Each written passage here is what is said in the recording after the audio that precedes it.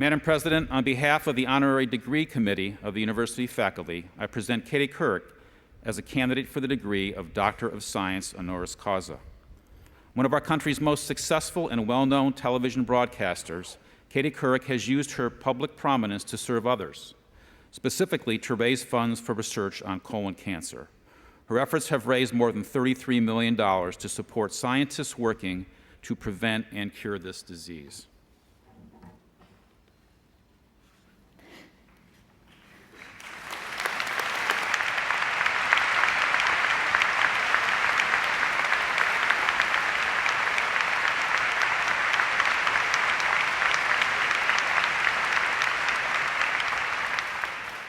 Katie Couric, for your passionate commitment to medical research, and on the recommendation of the university faculty and vote of the Board of Trustees, it is my pleasure to admit you to the degree of Doctor of Science honoris causa with all the rights and privileges pertaining thereto, to bestow upon you the hood of this university and to grant you this diploma.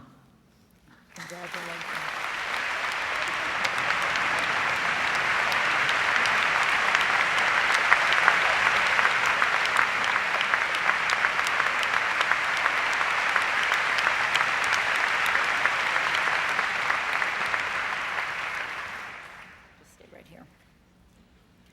Now I would like to tell you a bit more about our commencement speaker. Katie Couric is one of the few people in the world ever to be cited in a peer-reviewed medical journal as a single-handed catalyst for major changes in patient behavior. In July of 2003, the Archives of Internal Medicine published an article documenting the dramatic increases in the number of people undergoing colonoscopies in the 9 months after Katie Couric herself underwent the procedure on national television. The researchers dubbed this 20% jump in screenings the Couric effect. The count of lives saved by this act alone is itself mind-boggling, but Katie's advocacy extends well beyond this singular moment. After the death of her husband, Jay Monahan, in 1998, she co-founded the National Colorectal Cancer Research Alliance, the NCCRA, and more recently helped to launch Stand Up to Cancer, an organization dedicated to speeding the process of taking research breakthroughs directly to patients. In 2008 alone, the organization raised more than $100 million for translational cancer research. Katie Couric's efforts have touched our campus directly. School of Medicine professor Sandy Markowitz, Dr. Markowitz, has served as medical advisor for the NCCRA. Katie once mentioned one of Sandy's clinical trials on the air, and then the office received 5,000 calls from people interested in participating. Katie understands the critical connections among communications, awareness, education, and research. We are very grateful to her for her energy and her insight and all that she brings to this fight against colon cancer. And we are eager to hear the lessons she's learned from her work over the past number of years. It is my great honor to present to all of you today our 2010 commencement speaker, Katie Couric.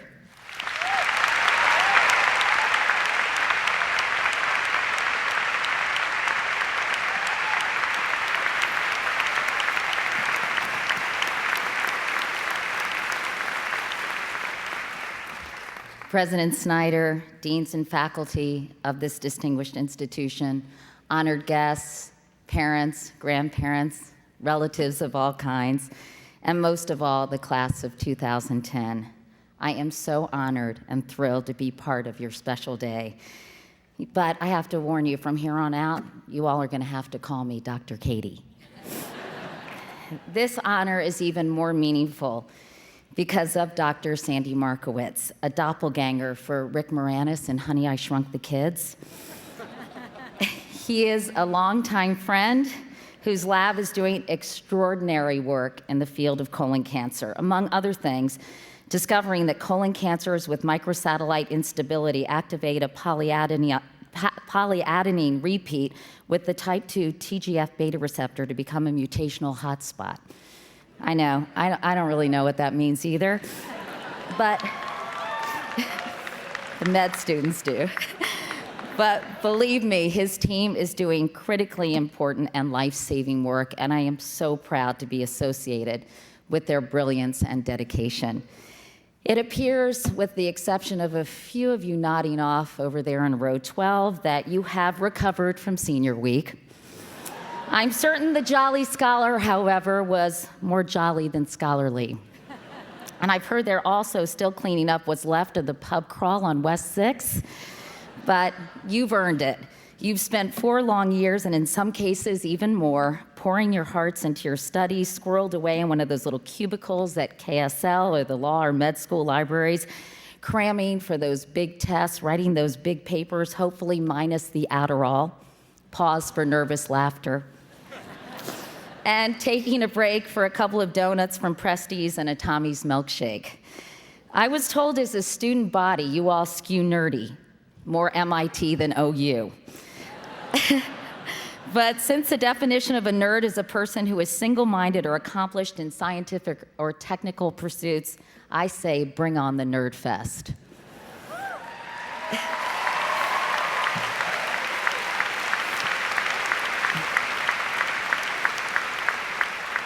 And who says Case students don't know how to party? According to an article in The Observer, called The Best Bars in Cleveland, McNulty's at Coventry scored high marks because of its proximity to Taco Bell. Keeping it classy, Cleveland. Clearly, there has been a lot to learn during your years at Case, and now you're leaving your ivory tower for the concrete jungle. These are difficult times, and the job market outlook is less than rosy. That's not exactly a newsflash, is it? And sadly, it's not really possible to follow the Onion's advice that newly minted college grads be cryogenically frozen until the job market improves. Although that is one way to avoid moving back in with your mom and dad. The good news is you're graduating from a truly outstanding institution and you're well equipped to face the world. I know you may be anxious if you don't have a job. And even if you do, I'm sure you're wondering, will I do well? Is it the right fit? Well, for those of you who are still looking, I had a conversation this week with Ellen Gordon Reeves, author of Can I Wear My Nose Ring to the Interview? Yes, that's true. I didn't really peg you guys, by the way, as the nose ring types. Belly button rings, maybe. But I do think she offers some terrific tips, like get a business card before you even have a job. That's right. You never know who you'll meet at the dentist, on the bus, at a party. And she says, make sure there's a professional email on that card. No hotmama@hotmail.com. And that you have a professional message answering the phone number. No, yo, what's up, dude?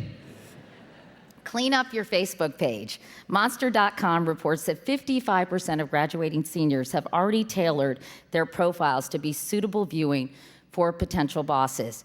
Good thinking. Posting photos of you guys doing body shots at Put in Bay is TMI, and that is BAD. Use social networks to, well, believe it or not, network. Ask your 3,000 plus friends if anyone knows someone at a company and if they'd be willing to connect you. Don't just send your resume into the black hole of cyberspace. Find people, not jobs, someone to talk to, even if it's just an informational interview. It's so hard to convey your energy, enthusiasm, and your emotional intelligence online. And do your homework first. Use your Case alumni connections. Nothing gives alums as much pride as helping one of their own. Check out career advice on other college websites as well. And once you get your foot in the door, remember the old Head & Shoulders commercial, you never get a second chance to make a first impression. So ditch the like, and remember the importance of a firm handshake and eye contact. By the way, how do you spot an extroverted engineer? When they talk to you, they look at your feet. Thought you guys would like a little engineering joke. Trying to satisfy all constituencies here. And, oh, by the way, good grammar is very important. I mentally cross off people when I hear the wrong pronoun. Harsh, but true. I was once, of course, standing in your pumps. In 1979, when I applied for an entry-level job at ABC in Washington, for 3 months, I heard crickets. So I asked my mom to drive me down to the Washington Bureau in our Buick station wagon and wait in the car. I then walked into the building and I said to the receptionist, "May I please speak to Davy Newman?" She got him on the phone and I said, "Hi, Davy." He was the executive producer of World News Tonight, by the way.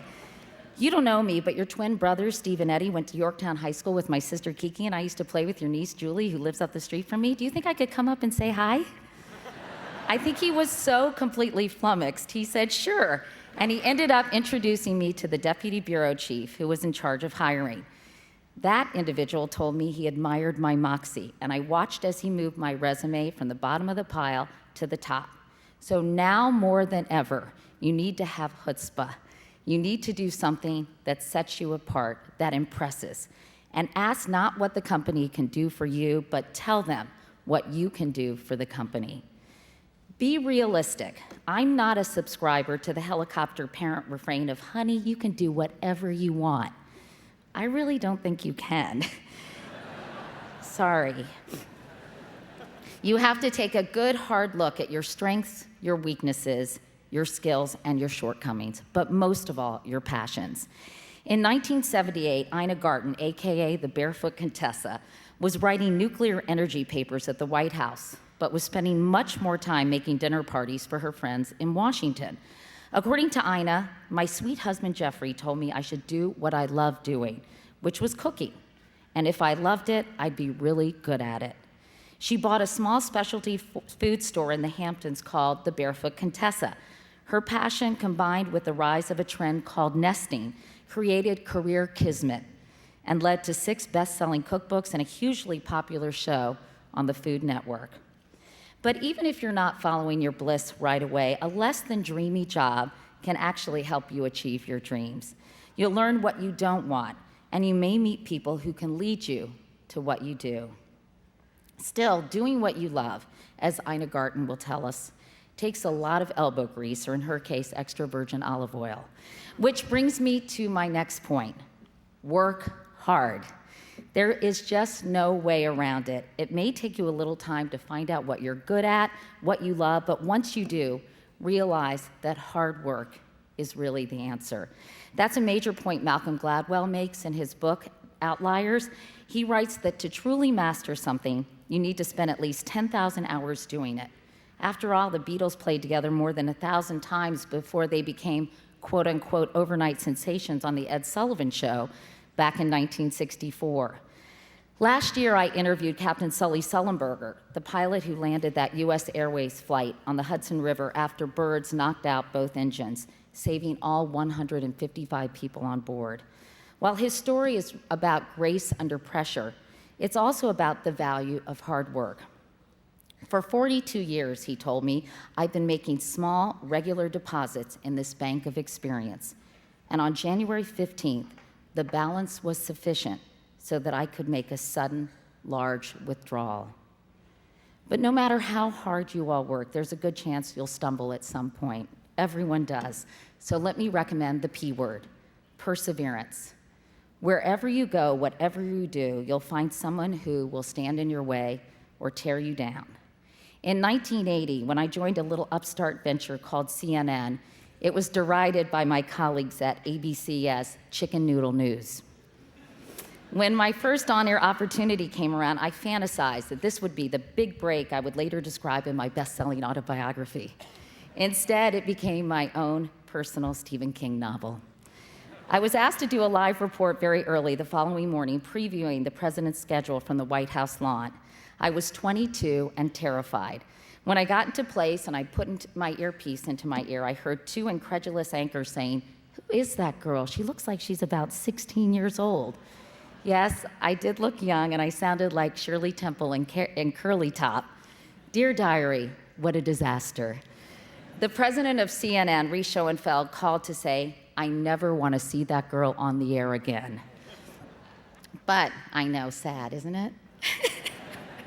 But I remember feeling heartened by a coffee cup on the assignment desk that said, "Don't let the turkeys get you down." So to continue the poultry metaphor, I guess that's what you call pluck. But, I know, wah, wah. But, but Reese Schoenfeld was right. At that point, I really wasn't ready for prime time. So I worked hard, and lo and behold, I got better and more confident. And when opportunity knocked, I wasn't afraid to open the door. Don't get discouraged. As Linda Ellerby once said, some days you're the pigeon, and some days you're the statue. After Fred Astaire's first screen test, in fact, an MGM executive wrote, "Can't sing, can't act, slightly balding, can dance a little." You should also take chances. Most successful people don't get where they are today without taking a risk. When I was considering a move to CBS after anchoring the Today Show for 15 years, a friend of mine told me, "A boat is always safe in the harbor, but that's not what boats are built for. Get out of your comfort zone, even if that means at times being uncomfortable. The only way you'll really grow is to stretch." And I firmly believe that when it comes to the scorecard of life, you do get points for trying. As Teddy Roosevelt said, it's not the critic who counts, nor the man who points out how the strong man stumbles, or where the doer of deeds could have done better. The credit belongs to the man in the arena, whose face is marred by dust and sweat and blood. Hard work and perseverance may bring you material success, but they won't bring you a life that is truly rich. For that, you have to believe in a higher purpose. I found mine the hard way. In April of 1997, my 41-year-old husband, Jay, was diagnosed with stage 4 colon cancer. Our daughters, Ellie and Carrie, were 5 and 1. When I wasn't on the air, I was getting a crash course in cancer, frantically calling medical schools, pharmaceutical companies, and biotech startups, trying desperately to find a magic bullet. I never did. Jay died on the way to the hospital in January of 1998. During his 9-month battle, I marveled at his courage, humor, and extraordinary grace. While he was sick and following his death, I felt like there was a vice around my heart 24/7. But 6 simple words written by Thomas Jefferson inspired me to go on. The earth is for the living. I realized that we're all terminal. We all have a finite period of time on this planet. I could not let cancer destroy 2 lives. My daughters needed me, and I was in a unique position to try to prevent other families from going through the terrible loss mine had endured. The National Colorectal Cancer Research Alliance has raised awareness of this second leading cancer killer and provided funding for critically important research like Sandy Markowitz's. Meanwhile, my on-air colonoscopy demystified a procedure that saves countless lives.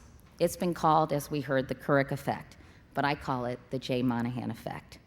My goal really was to create a movement, which may be a very bad or very good choice of words. Pause for laughter. Med students are a little slow over there. Stand Up to Cancer has been another exciting initiative. It's so far committed $85 million to fund scientific dream teams working on all different kinds of cancers from a number of institutions who for the first time are being forced to be collaborative, not competitive. The scientists participating in this new research model are incredibly jazzed and believe it will move life-saving research forward faster. And finally, the Jay Monahan Center for Gastrointestinal Health at New York Hospital has treated more than 12,000 patients who have found a place that offers seamless, comprehensive, compassionate care. So many families have told me it's been a godsend during a terrifying and anxious time. And for all of you going into the medical field, please remember your bedside manner really matters. I know, I've been there. My colon cancer work has been more gratifying than any interview I've ever conducted or any story I've ever done. It's helped me to serve others, and I hope teach my children well. I know this message will resonate with all of you because this campus has become a model for volunteerism, from after-school programs for inner-city kids to law clinics to healthcare screenings. I know some of you who are graduating from the School of Social Work are committing your lives to giving back. But I know that all of you, and I hope all of you, will carry this generosity of spirit with you long after you see Case Western Reserve in your rearview mirror. And finally, be kind. The English poet William Blake wrote, "He who would do good to another man must do it in minute particulars." How you treat others, the minute particulars, will inform the big decisions you make, and small acts of kindness are the measure of a man or a woman. As author Annie Dillard wrote, "How we live our days, of course, is how we live our lives." And it's not only the right thing to do, it also pays off. People want to see good things happen to good people. If you're kind and caring, they'll be cheering you on instead of booing you from the sidelines. When I was promoted to co-anchor of the Today Show, a hard-nosed veteran producer looked at me and said, "Kid, today you may be drinking the wine, tomorrow you could be picking the grapes." Those same people you pass as you climb the ladder of success will be the same ones who will catch you if you fall. And finally, be kind macrocosmically as well. In this digital age, it is so easy to be a hater. Elevate the conversation online and in life. Don't let civil discourse become an oxymoron. And pursue whatever you do with honor and integrity. You know, I've met so many talented and accomplished people in my career. I emailed a number of them when I heard and was asked to give this graduation address. And I said, what advice would you give to the Case Western Reserve University class of 2010? And believe it or not, some of them even wrote me back. Former Vice President Al Gore, choose the hard right over the easy wrong. Attorney General Eric Holder, you're better prepared than you may realize, and your gifts, skills, contributions, and acts of service have more power to make this world a better place than you may ever know. My generation and future generations are counting on you all. No pressure. Michael J. Fox, as much as we can, it's helpful to be in a place of gratitude. None of us is entitled to anything. We get what we get, not because we want it or we deserve it, but because we earn it, we respect it, and only if we share it do we keep it. Queen Rania of Jordan wrote, if you're too big for a small job, you're too small for a big one. And she said, commencement has one more lesson to teach you. Beware of arrogance, and hubris. Why do you think they make you wear that silly hat? I hear ya, Your Highness. Condoleezza Rice told me, I'm so often asked, how do I get to do what you've done? And I say, you start as a failed piano major. The point is that life is full of surprises and serendipity. Drew Brees, quarterback of the New Orleans Saints, wrote, find what you love to do and then figure out a way to get paid to do it. Chelsea Handler's words of wisdom, always be generous to those who help you, those who advise, to those who work for you, and those who love you. Generosity brings success your way and goes further than talent of any kind. And no matter what, don't sleep with your boss. I think there's a story there. General Ray Odierno, the U.S. commander in Iraq, wrote, I have learned that greatness is never found in possessions, power, position, or prestige. It's discovered in goodness, humility, service, and character. And I can tell you, General Odierno exemplifies all of those things. In exactly 140 characters, Twitter co-founder Biz Stone said, think about what is valuable before thinking about what is profitable, and know that there's compound interest in helping others. Start early. Anna Quinlan, one of my favorite writers, described fear and said it's your biggest enemy. And she said, quote, carry your courage in an easily accessible place every day, the way you do your cell phone or your wallet. You may still falter or fail, but you will always know that you pushed hard and aimed high. Courage is the ultimate career move, and don't pass on dessert. Sheryl Crow, inspired by a book called The Four Agreements, said, don't take things personally, don't make assumptions, make your word impeccable, and do the best you can. As Cheryl sang, every day is a winding road. As you all map out your life and program your personal GPS, remember the shortest distance between point A and point B may be a straight line, but it really is the twists and the turns, even the detours and the stop signs that make the journey worthwhile. So roll down the windows, soak up the sun, and enjoy the ride. And by the way, don't text and drive. Congratulations to all of you, and as Edward R. Murrow would say, good night and good luck.